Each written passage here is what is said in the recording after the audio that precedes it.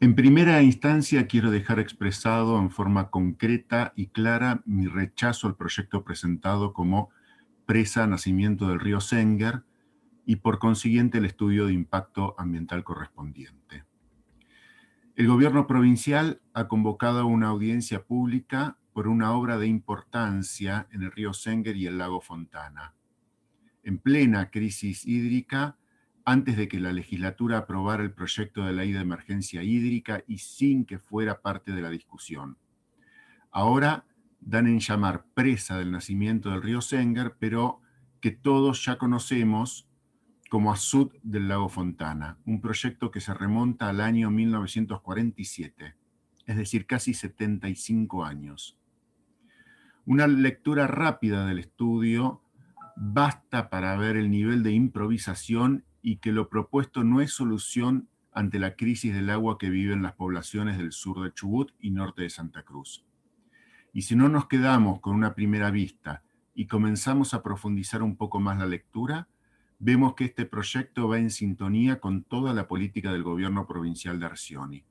Le entrega a los grandes grupos económicos de los bienes comunes, en este caso el agua. Y esta no es la única obra, sino que es la inicial del plan de infraestructura de obras hídricas de la cuenca del río Sénger. Plan que incluye, por ejemplo, el dique Los Monos, ya rechazado en 2008. Como parte de la misma política, al mismo tiempo el gobierno reflota viejos proyectos ya rechazados como la Elena en Corcovado y otras sobre el río Lepá. El río Sénger y su cuenca dan agua al sur de la provincia de Chubut y al norte de Santa Cruz. Su importancia es crucial. Dentro de su cuenca están los lagos Colué, Huapi y Musters. El primero ya es un arenal y el segundo está viviendo una baja histórica de sus aguas. Muchos le atribuyen causas naturales, a un cambio climático natural y que remontan a decenas de años. Otros pensamos que sin desmerecer los cambios globales que está produciendo el capitalismo en el ambiente, se pueden buscar y encontrar motivos más próximos, como el aumento de consumo por parte de la industria petrolera y la ganadería. No es falta de lluvias, es exceso de consumo. La actividad económica principal de la cuenca del Sénger es la extracción petrolera. No existe en el estudio de impacto ambiental un análisis del uso que hace esta actividad con el agua. No hay tampoco ningún informe de los permisos de uso que ha otorgado el Instituto Provincial del Agua. Comodoro Rivadavia, Radatili y Caleta Olivia se encuentran al final de la cuenca y ellas ya no reciben agua como corresponde. Existe un problema real que se produce aguas abajo del proyecto y al que no se le propone una solución, porque no se lo identifica debidamente. Una obra de esta envergadura, con un impacto ambiental importante en la cuenca y otro económico en toda la provincia, sin un conocimiento serio del uso actual del agua, su discusión y su modernización u optimización, no responde a una necesidad real, por más que existe una realidad que amerita intervenciones, pero no en el ambiente y el río, sino en el uso actual que se le está dando al agua. La ley de emergencia recientemente aprobada por la legislatura provincial va en sintonía con esto. Ubican el problema en la población y no en los grandes consumidores de agua. Acá no se discute el uso de las petroleras y terratenientes, que ni se los controla, sino que se responsabiliza a la población urbana. Dicen, entre los distintos motivos que dieron origen al plan de infraestructura, pueden citarse los importantes requerimientos hídricos existentes en la cuenca debido al fuerte incremento poblacional ocurrido en las ciudades de Comodoro Rivadavia y Radatili, en la provincia de Chubut, como así también en las localidades de Caleta Olivia, Pico Truncado, Las Heras y Puerto Deseado, en la provincia de Santa Cruz. Página 58 del estudio de impacto ambiental. El artículo 5 de la ley de emergencia dice: promuévase a través del Instituto Provincial del Agua, de las compañías de riego, las cooperativas de servicios de provisión de agua, los consorcios o asociaciones regantes, las asociaciones rurales y los municipios el uso más eficiente del recurso hídrico a través de campañas de concientización en las escuelas, colegios, medios de comunicación u otros medios de difusión. Y existe otro gran ausente en el proyecto y su justificación: la gran política que está teniendo el gobierno de incentivar la megaminería en todo el territorio provincial. El gran obstáculo para la implementación de la extracción de minerales, más allá de la heroica resistencia de la población, es la falta de agua y de energía eléctrica. Chubut produce un excedente de energía eléctrica que es inyectada al interconectado nacional.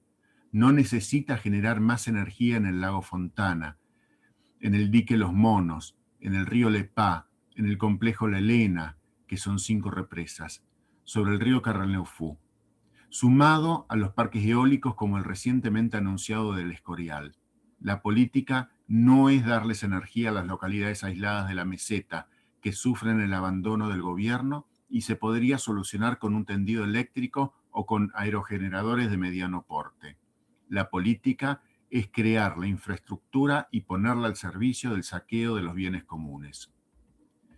Realizo un breve punteo personal de algunos aspectos importantes, que no son ni de cerca la totalidad de las objeciones que pueden realizarse, pero que son más que suficientes para rechazar el estudio de impacto ambiental y el proyecto en sí.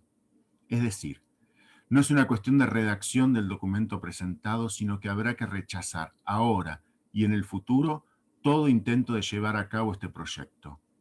Este punteo no pretende abarcar la totalidad de las objeciones, sino que será parte del aporte por parte de las distintas personas y organizaciones. Se presenta el viejo proyecto conocido como el ASUT del lago Fontana, pero por un motivo desconocido ahora lo llaman presa del nacimiento del río Sengar. Seguramente habrán calculado que la oposición sería mayor si se entiende que el lago Fontana será alterado por la obra. Y por las dudas, la empresa privada responsable del estudio plantea su disconformidad con esta denominación y dice en varias oportunidades que debería llamarse terraplén. Falta que lo llamen Dos Gaviones para poder disimular más el impacto que genera. El estudio de impacto ambiental dice: la obra planificada cuenta con 7 módulos de compuertas de un ancho de 4,5 metros, páginas 24 y 311, que claramente tendrán la función de abrirse o cerrarse en función de modificar el caudal natural río abajo, según sea lo deseado y la cota del lago Fontana. El estudio también dice: si bien en el actual proyecto no se contempla la ejecución de la mini central hidroeléctrica Lago Fontana, sí se ha priorizado la ejecución de una mini central hidroeléctrica del río Sengar. Páginas 63 y 334. Es decir, que sí se va a generar energía, sin saber cuánta, alejándose nuevamente del concepto terraplén. La diferencia estaría en que no se le daría, en una primera instancia, energía a los pobladores cercanos, relegando sus necesidades frente a objetivos desconocidos. También el estudio dice: objetivos de la obra: 1, manejo del recurso hídrico; 2, control de crecidas; 3, completamiento de la red vial; 4, generación hidroeléctrica; 5, potenciar el turismo; 6, sustentabilidad ambiental; 7, desarrollo de la cuenca. Páginas 61 a 64. Sin embargo, nada se plantea sobre el uso actual del agua, siendo que actualmente no se tiene ni control ni conocimiento del mismo por parte del IPA y la provincia. El administrador del IPA, Cittadini, ha dicho en entrevistas radiales que la provincia es muy grande para poder controlar el uso del agua. Es decir, que estamos frente a una obra que posiblemente no sea necesaria, ya que con un control y optimización del uso del agua los problemas no seguirían existiendo. Entre los distintos motivos que dieron origen al plan de infraestructura de obras hídricas de la cuenca del río Sengar, puede citarse los importantes requerimientos hídricos existentes en la cuenca debido al fuerte incremento poblacional ocurrido en las ciudades de Comodoro Rivadavia y Radatili, en la provincia de Chubut, como así también en las localidades de Caleta Olivia, Pico Truncado y Las Heras y Puerto Deseado, en la provincia de Santa Cruz, y considerando además las potencialidades de desarrollo agrícola y ganadero en la localidad de Sarmiento. Página 416.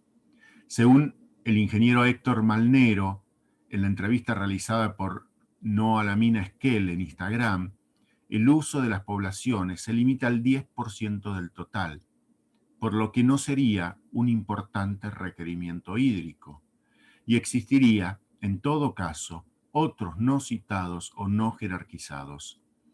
En el estudio de impacto ambiental no se cita la cantidad de agua que requiere la actividad económica principal de la cuenca, la extracción de petróleo. Esto es consonante con el proyecto de ley de emergencia hídrica presentado por el gobierno de Arcioni, donde no se limita ninguna responsabilidad hacia este sector y sí hacia la población en general, dando una importancia desproporcionada a campañas de concientización en escuelas y medios públicos. Y continúa. La necesidad de conocer adecuadamente las demandas y las disponibilidades actuales y futuras en los distintos tributarios y subcuencas del río, de forma tal que hagan previsible la fuerte actividad ganadera que se desarrolla y que en algunos casos se ve afectada ante diversos escenarios de sequías. Página 416. Sin embargo, para saber cuáles son las demandas y las disponibilidades, no se requiere de esta construcción ni de un sistema que modifique la cuenca, sino de un sistema que permita, sin modificarlo, medirlo, cuantificarlo, informar y prever su comportamiento. El análisis económico de la obra parece como mínimo estar desactualizado. La obra total está calculada en 219 millones de pesos.